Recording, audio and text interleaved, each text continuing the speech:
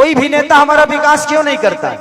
क्योंकि हम उसको हर बार जिताते हैं, इसलिए हमारे विकास को बपौती समझ लेता है। जिंदगी में एक बात बताएं आपसे, दुखी मैं भी होता हूं जब बिहार आता हूं तो। एक दिल्ली कई सारे राज्य को नौकरी दे सकता है, जबकि हमारे राज्य से छोटा है, लेकिन एक बिहार अपने बिहार को ही रोजगार नहीं दे पा रहा है। तो ये कितनी शर्म की बात है। एक कलकत्ता कितने सारे राज्य के लोगों को वहां रख के और रोजगार दे देता है। एक पंजाब कितने सारे राज्य के लोगों को वहां रोजगार दे पाता है, लेकिन हमारा बिहार आज भी भीख मांग के ही खा रहा है। ये किसका देन है? हम कलाकार हैं, हम मनोरंजन कराते हैं, इससे ज्यादा हमारी औकात नहीं है। हम आप सबके मनोरंजन, आपके दिल की बातों को सुन के आपका भविष्य नहीं बदल सकते, आपको एंजॉय और आपको मजा दे सकते। हम उतने तक हैं। हम एक छोटा सा भोजन हो सकते हैं, चटनी हो सकते हैं, दाल हो सकते हैं, पूरी थाली नहीं है हम। तो हमारी क्षमता जितनी है उस क्षमता के साथ हम अपना काम कर रहे हैं। लेकिन हमें भी मन करता है कि आज खेसारी के पास कितना मकान हो, हमारे खुद पता नहीं के कहियो किराया भाड़ा लेवे ना जाला खेसरिया, वो हमारा मेहरारू के पता रहेला। लेकिन अगर बिहार में फिल्म सिटी होती और खेसारी लाल यादव बिहार में होता तो करोड़ों करोड़ों रुपया मैं टैक्स देता हूं महाराष्ट्र सरकार को, खेसारी लाल यादव अपने बिहार को टैक्स देता तो उस करोड़ों रुपया से कम विकास तो होता। क्या बात है, ये हजारों में एक बात है। इस चीज को मांग है हमेशा से कि बिहार में फिल्म सिटी होनी चाहिए। आज खेसारी इतने सारे बंगला, घर द्वार, गाड़ी घोड़ा जो भी लेता है मुंबई शहर में लेता है, क्योंकि क्या करूं, मेरे बच्चे सुरक्षित यहां नहीं रह पाएंगे, क्योंकि व्यवस्था ठीक नहीं है। मैं किस स्कूल में पढ़ाऊं? ये नेता अपने बच्चों को तो यहाँ पढ़ाते ही नहीं है, तो हमारे बच्चे कहां से पढ़ पाएंगे? मैं यही बातें आज से 2 साल पहले किसी मंच पे बोला था तो मैं बहुत घेरे में आ गया था, लेकिन वो बातें गलत नहीं थी, वो सही थी कि हमारे यहाँ के नेता अपना इलाज कराने के लिए तो बाहर जाते हैं, तो जब वो अपना इलाज के लिए अस्पताल नहीं बनवा पाए तो आप सोच सकते हैं कि आपके इलाज के लिए वो अस्पताल बनवा पाएंगे? नहीं बनवा पाएंगे। सबसे पहले जानते हैं, पहले खुद को बदलिए।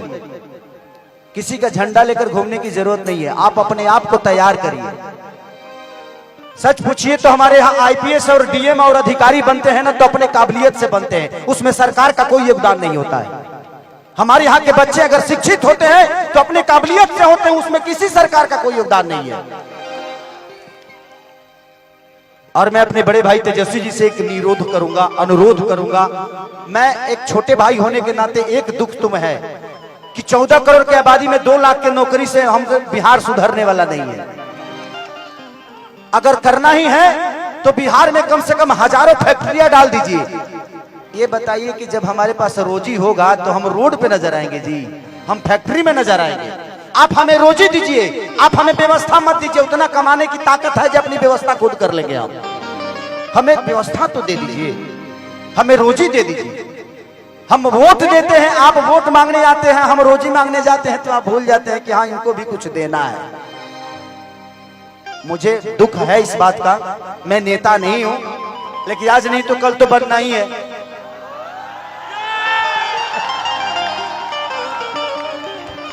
आज नहीं बन रहा हूं क्योंकि मुझे पता है कि व्यवस्था एक खेसारी के बदलने से व्यवस्था नहीं सुधरेगी। आप सबको बदलना पड़ेगा। बदलाव ऐसी चीज होती है कि हर उस नेता को डर रहता है कि इस बार अगर विकास नहीं करेंगे तो अगले बार ये लोग वोट नहीं देगा। इसलिए हर 5 साल पे बदल दीजिए। जहां जहां बदलाव हुआ है वहां वहां विकास हुआ है। उनके अंदर अपना डर पैदा करिए कि तुम नहीं करेगा मेरे लिए, हम तुम्हारे लिए वोट नहीं देंगे, चाहे वो अपने जात का ही नेता क्यों ना हो, क्योंकि जात पेट नहीं भरता है। आप कमाते हो तब आपके बच्चों का पेट भरता है। इसलिए मैं कह रहा हूं कि देखिए, हम अगर समाज में हैं तो हमें जात से उठ के जो हमारे लिए अच्छा है। आज तेजस्वी जी 17 महीने में जो काम किए तो हमारे लिए वो अच्छा है ना।